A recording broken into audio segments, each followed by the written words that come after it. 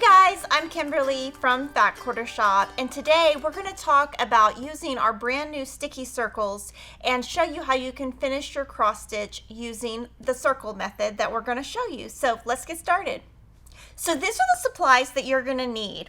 You're going to need your cross stitched piece, and today what we did was we stitched the Santa from the Vintage Christmas Sampler by Lori Holt using the called for floss. So you're going to need your piece.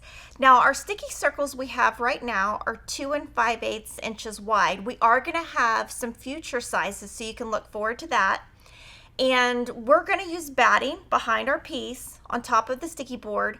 We're going to be finishing on our brand new Tart tins. They come in a package of 6, and you'll need a marking pen, scissors, hot glue gun, and when we cinch around the circle, we're just going to use the same needle we used when we stitched and just leftover floss. So all you really need are these basic sewing supplies. So your first step is to take your piece, and I'm going to put it on the wrong side, and I'm using a friction pen. It will disappear with heat later, so you can draw, and then if you need to redraw, you can just iron it and then redraw. And what I want to do is center the Santa, and it doesn't have to be exact because when we do the final method, we are going to be able to adjust it slightly, and you'll see that in a little bit. So this is about the center. I'm just eyeballing it. I don't think it has to be too exact because, like I said, when we get to the end, you can move stuff around. So that looks really good.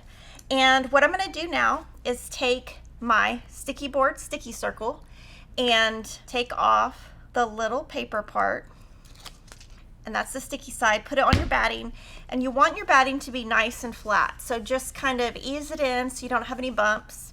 Trim around the edge, and this batting is just plain 80/20 batting, but you can use any batting. This is kind of a low loft, so it's not too fat.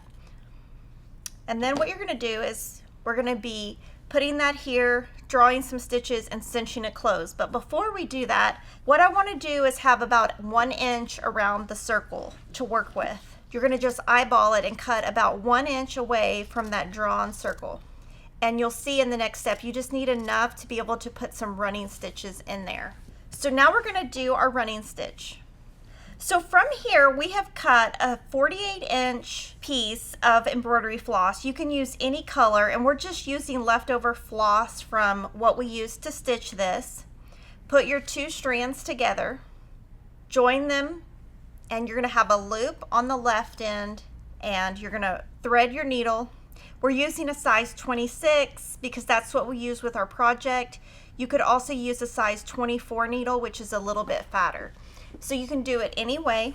I'm going to start at the bottom, and I'm going to attach it using the loop method. So I'm just going to put a little piece there. The loop comes, put your thread in the loop, and what we're going to do is a running stitch about 1/2 inch away from the edge. You don't want to be too close because if you want to adjust, you might start seeing your stitches. So you're going to do about 1 inch.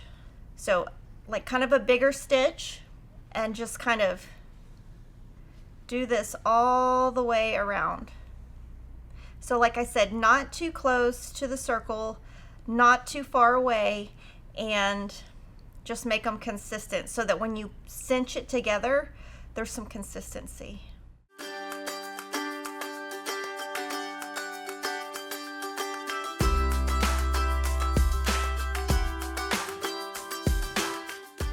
So you're going to see it starts kind of cinching together, and I'm going to go all the way to where I started. Put my center in with your batting right on that circle, and then you're going to pull and cinch it. Now you're going to have room to adjust it. So you've got that nice and tight, and it actually looks pretty good. It looks centered. I think I've done enough of these now to where I can really center it. So you just want it to be nice and tight. You can adjust it if you need to. So from here, to keep it in place, I'm going to go across. It's kind of like lacing. So just go across and just pull taut. Then you can go across the other way. Just want it to be nice and secure. You can do as little or as much of this as you want.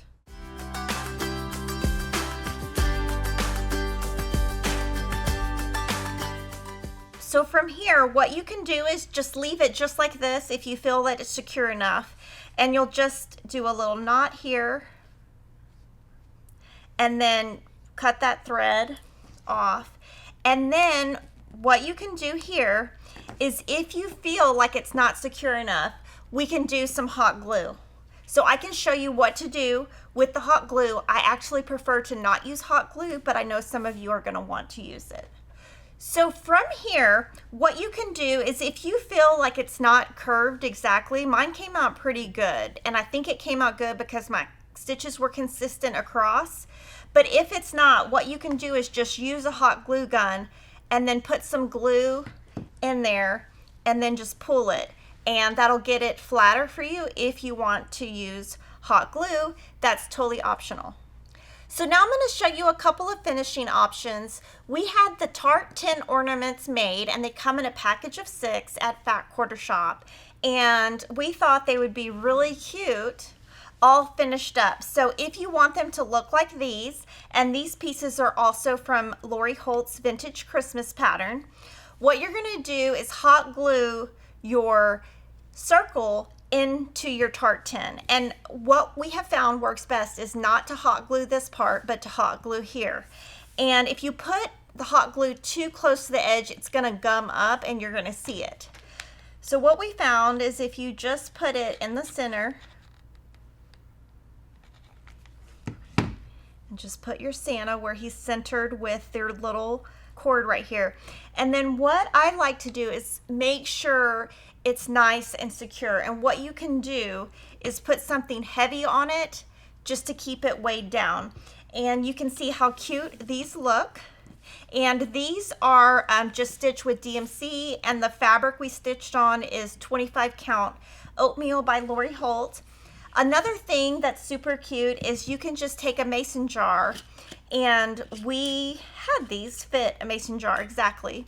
So what you can do is just place it here, or you can hot glue it if you want to. And we will have lots more sizes coming out of these sticky circles. We hope you decorate your Christmas tree using our brand new sticky circles and our Tart tins. They're so cute, and we hope you love them as much as we do. I'm Kimberly Jolly from Fat Quarter Shop Flosstube, and you can join me every Wednesday for a Flosstube. See you there.